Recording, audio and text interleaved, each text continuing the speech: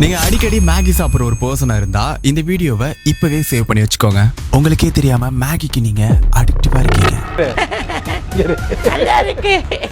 Maggi உங்களோட பாடியில போதும்னு சொல்ற ஹார்மோனை பிளாக் பண்ணிட்டு பசியை தூண்டுற ஹார்மோனை ட்ரிகர் பண்ணி விடுதான். அப்படின்னா கேட்க போறீங்க, நிறைய சொல்லுங்க.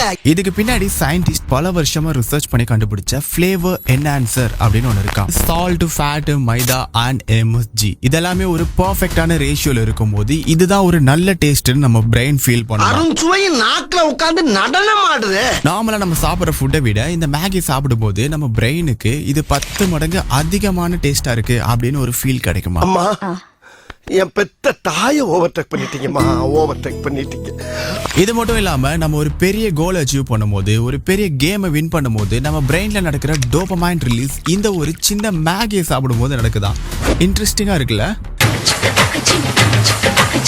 நல்லா ஃபோர்ஸ் ஆடுங்க.